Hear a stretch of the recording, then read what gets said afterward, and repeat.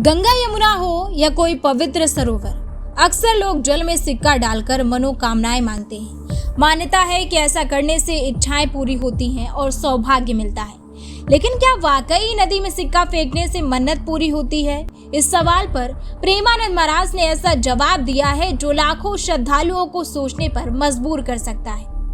भारत में नदियों को सिर्फ जलधारा नहीं बल्कि जीवनदायिनी और पूजनीय माना जाता है। सदियों से लोग गंगा, यमुना और अन्य पवित्र नदियों में सिक्के अर्पित करते रहे हैं। कई लोग इसे श्रद्धा से जोड़ते हैं तो कई लोग इसे मनोकामना पूरी होने का माध्यम मानते हैं। लेकिन वृंदावन के संत प्रेमानंद महाराज का कहना है कि नदी में सिक्का डालने की परंपरा का कोई भी स्पष्ट शास्त्रीय आधार नहीं है।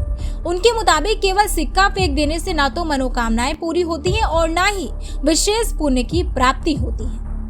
प्रेमानंद महाराज कहते हैं कि अगर आपके पास 1 रुपया भी है तो उसे नदी में फेंकने की बजाय किसी अच्छे काम में लगाइए।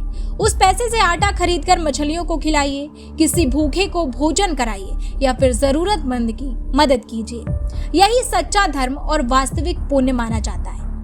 उनके अनुसार भगवान भाव देखते हैं, दिखावा नहीं। इसलिए श्रद्धा का सबसे अच्छा रूप सेवा और परोपकार है।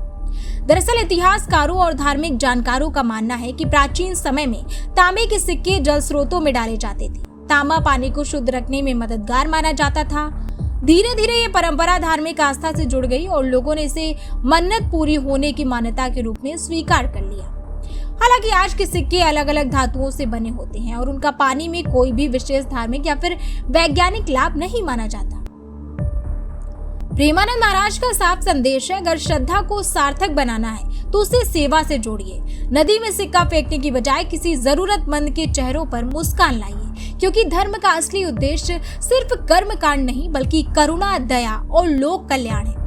तो अगली बार जब आप किसी पवित्र नदी के तट पर जाएं, तो मनोकामना के साथ एक संकल्प भी लीजिए, किसी की मदद करने का। जी हाँ, क्योंकि प्रेमानंद महाराज के अनुसार भगवान तक पहुँचने का सबसे सरल रास्ता सेवा और सत्कर्म ही है। और ऐसी ही खास जानकारी के लिए हमारे साथ जुड़े रहिए, देखते रहिए नेशन ऐप समाचार।